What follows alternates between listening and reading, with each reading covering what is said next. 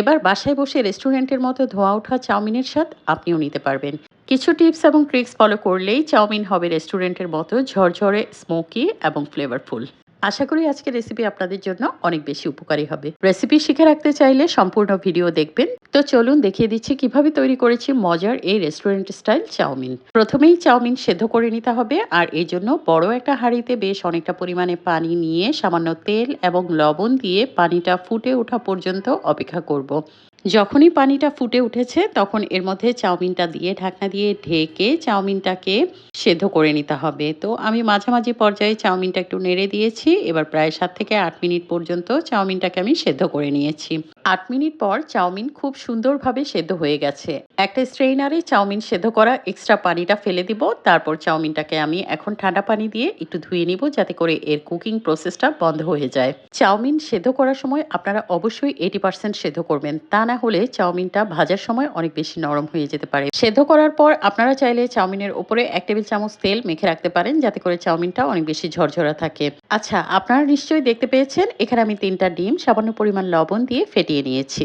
এবার চলে যাচ্ছি মূল রান্নায়। একটা প্যানে আমি ৩ টেবিল চামচের মতো সয়াবিন তেল দিয়ে দিয়েছি। তেলটা যখন একটু গরম হয়েছে তখন ফেটানো ডিমটুকু ঢেলে দিয়েছি। ডিমটাকে আমি স্ক্রাম্বল করে নিব। একটু অপেক্ষা করব ডিমটা শক্ত হওয়ার জন্য। ডিমটা যখন শক্ত হয়ে যাবে তখন স্প্যাচুলা দিয়ে নেড়ে চেড়ে ডিমটাকে এরকম স্ক্রাম্বল করে সুন্দর করে ভেজে নিব। সাথে সাথেই নাড়াচাড়া করতে যাবেন না, তাহলে ডিমের স্ক্রাম্বলটা খুব বেশি ভালো হবে না।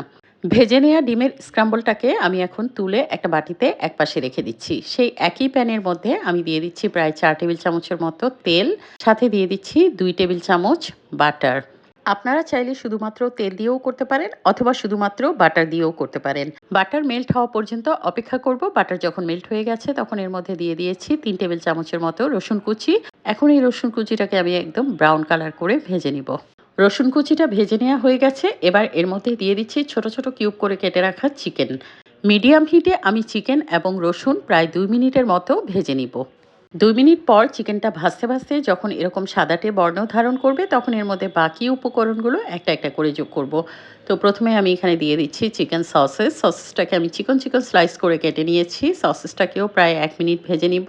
চুলার আঁচটা কিন্তু আমি মিডিয়ামেই রেখেছি।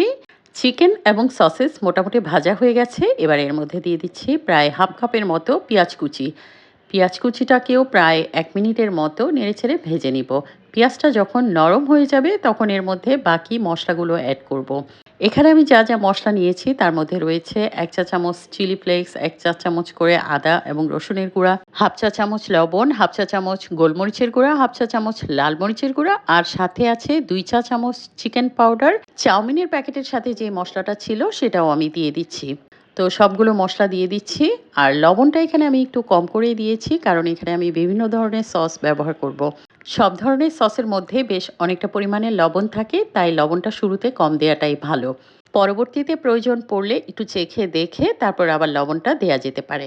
মিডিয়াম টু লো হিটে নেড়েচেড়ে সব মশলাগুলো ৩০ থেকে ৪৫ সেকেন্ডের জন্য ভেজে নিব। মশলাটা যেন পুড়ে না যায় সেদিকটা খেয়াল রাখবেন।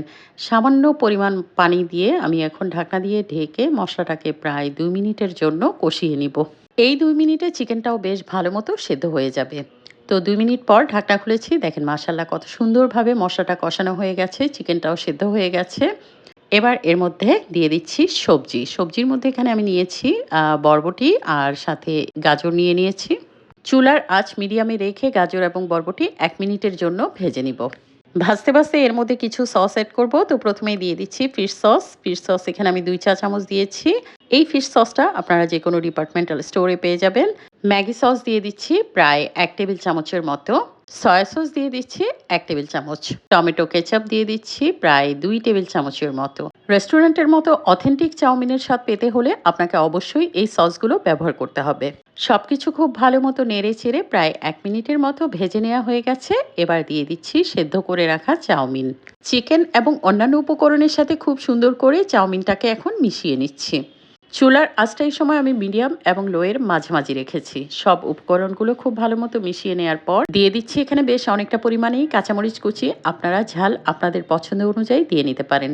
স্লাইস করে রাখা কিছু টমেটো এবং ক্যাপসিকাম দিয়ে দিচ্ছি, নেড়েচেড়ে মিশিয়ে নিচ্ছি। চুলার আঁচটা অবশ্যই মিডিয়ামে রাখতে হবে। টমেটো এবং ক্যাপসিকাম দেওয়ার পর নেড়েচেড়ে আরও প্রায় 30 থেকে 45 সেকেন্ডের মতো ভেজে নিয়েছি। খুব বেশি ভাজতে গেলে ক্যাপসিকামের রংটা নষ্ট হয়ে যেতে পারে। সবশেষে দিয়ে দিচ্ছি স্ক্রাম্বল এগ, যেটা আগেই রেডি করে রেখেছিলাম। স্ক্রাম্বল এগ চাউমিনের সাথে খুব ভালো মতো নেড়েচেড়ে মিশিয়ে নিয়েছি, তারপর আর 1 মিনিট মতো ভেজে নিয়েছি। তৈরি হয়ে গেল দারুণ মজার লোভনীয় রেস্টুরেন্ট স্টাইল চিকেন চাউমিন, যেটা দেখতে হয়েছে অনেক বেশি ফ্লেভারফুল এবং কালারফুল। চুলা থেকে নামিয়ে এখন গরম গরম পরিবেশন করব। দেখলেন তো প্রিয় দর্শক, কিভাবে খুব সহজে ঘরেও রেস্টুরেন্টের মতো দারুণ স্বাদের এই চিকেন চাউমিন তৈরি করা যায়। ঝটপট তৈরি করে পরিবেশন করতে পারেন বিকেলে স্ন্যাক্স হিসেবে, অথবা মেইন কোর্স হিসেবে ব্রেকফাস্ট কিংবা ডিনারেও সার্ভ করতে পারেন। প্রিয় দর্শক, আপনারাও একবার ট্রাই করে দেখবেন আর আমাকে কমেন্টে জানাবেন আপনাদের কেমন লেগেছে। রেসিপি ভালো লাগলে শেয়ার করবেন। এরকম সহজ এবং ইউনিক রেসিপিগুলো দেখার জন্য পেজ ফলো করবেন। সবাইকে ধন্যবাদ, ভালো থাকবেন। আল্লাহ হাফেজ।